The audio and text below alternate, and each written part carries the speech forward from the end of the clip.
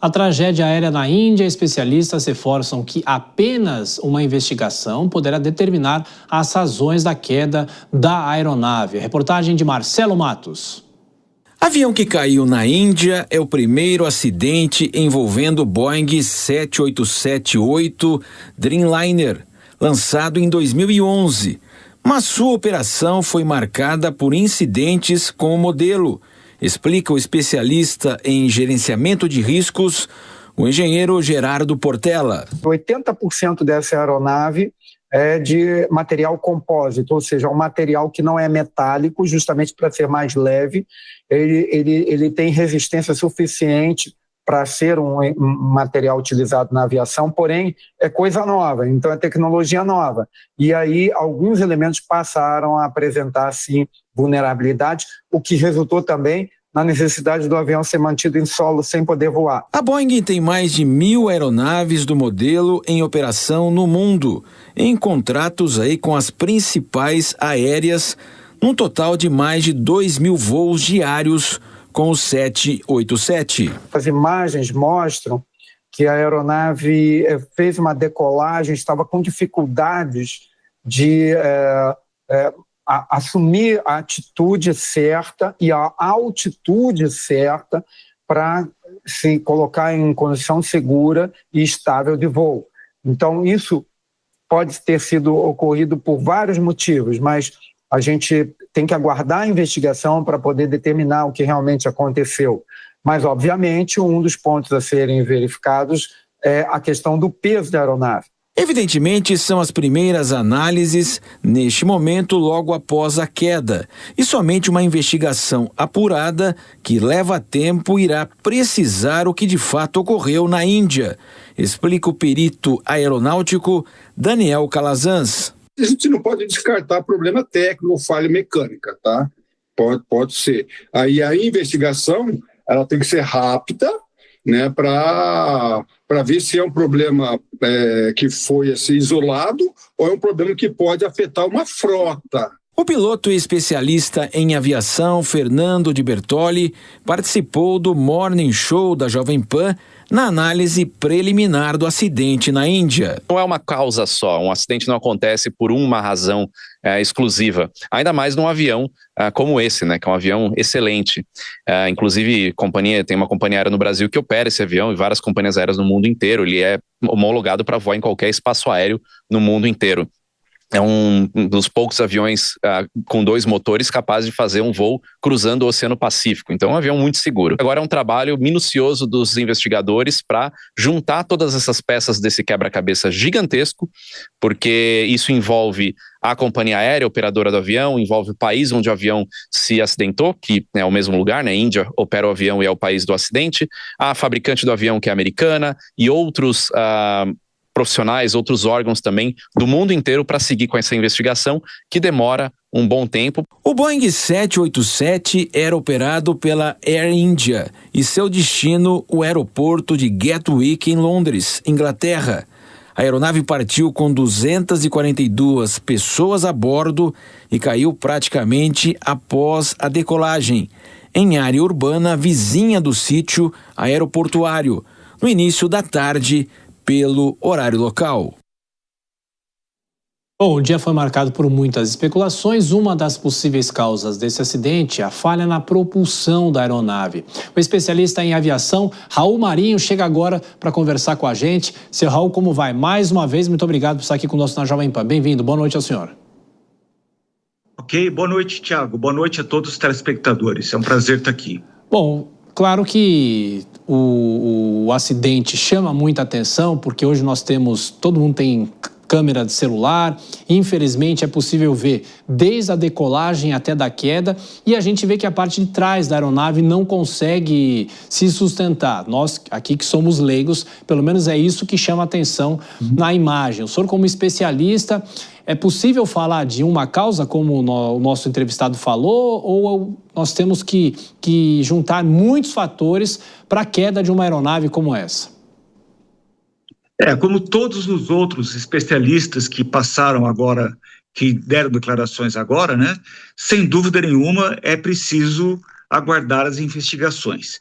Entretanto, algumas coisas você consegue eliminar, né, alguns fatores, como, por exemplo, meteorologia, nada a ver, não tem nenhuma relação com meteorologia, né? O projeto da aeronave é uma aeronave moderna, nova, mas já tem aí mais de uma década de uso, então ela já foi testada, inclusive ela tinha um problema inicial ali de superaquecimento de baterias que causavam incêndio e tal, mas isso já foi superado. Então também não é por aí. A gente percebe ali essa perda de sustentação que aconteceu logo após a decolagem, que leva a algumas inferências, né? Como um dos entrevistados disse, pode ter sido um problema de peso, de excesso de peso, pode ter sido também um problema de balanceamento, desse peso ser distribuído de maneira incorreta dentro da aeronave, né? Me parece que, olhando assim pelas imagens, dá a entender que a aeronave não estava com os flaps estendidos, e normalmente se estende os flaps, né? E ela estava ali, você não consegue ver, pelo menos, os flaps na decolagem. E a questão dos motores, eu acho que está bastante evidente ali que os motores não apresentaram tração suficiente para completar a decolagem. Agora, a pergunta mesmo importante, né, é por que então que esses motores não estavam desenvolvendo a potência necessária? Aí tem várias questões, né? Pode ter acontecido algo semelhante ao que aconteceu lá em Nova York, alguns anos atrás, quando teve aquele famoso milagre do Rio Hudson, né?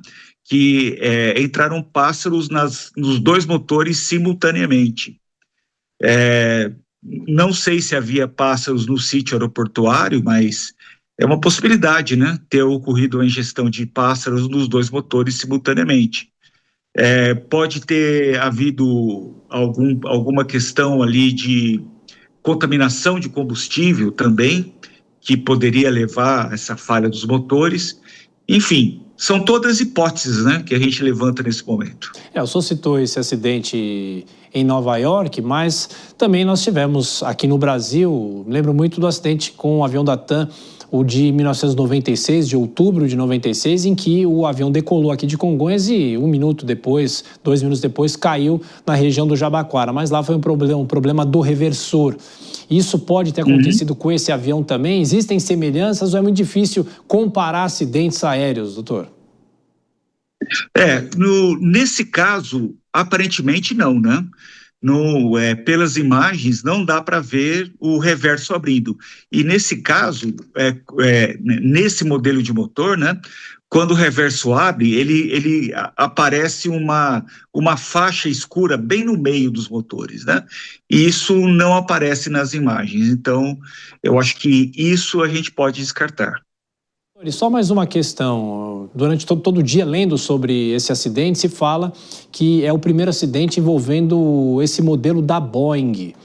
E claro que uma coisa é a empresa entregar o avião precisa passar por manutenção, precisa passar por todos os processos. Mas na aviação, acho que é importante só dizer isso, na aviação por que isso chama atenção, por que é raro ou nunca aconteceu, efetivamente é importante para explicar para o nosso público, por favor. O que acontece é que os projetos de avião, eles vão sendo aperfeiçoados com o tempo, né? Então, por tentativa e erro, né? Na verdade, essa história, infelizmente, é escrita com sangue, né? Então, devido aos acidentes que aconteceram previamente, os novos projetos vão incorporando características que evitam que aqueles acidentes voltem a acontecer. E esse é um dos aviões mais novos da indústria. Na verdade, é o avião mais novo, é o projeto mais recente da Boeing, né? E ele foi projetado para ser um avião a toda prova em termos de segurança. E realmente se mostrou até esse acidente que ele realmente é um avião muito seguro. Agora, não adianta você ter um projeto extremamente seguro e uma operação que não seja tão seguro assim. E essa companhia aérea, ela tem um histórico aí de muitos acidentes, né? Ela foi privatizada há alguns anos atrás, quando era estatal, ela passou por várias ocorrências, e eles estão tentando recuperar a empresa e colocar ela num nível de segurança adequado, e talvez eles tenham enfrentado dificuldades para atingir esse objetivo, né? Especialista em aviação Raul Marinho, muito obrigado mais uma vez pela atenção com a gente aqui na Jovem Pan. Voltaremos sempre a nos falar. Um grande abraço, até a próxima. Prazer é todo meu. Boa noite a todos. Obrigado. Até mais.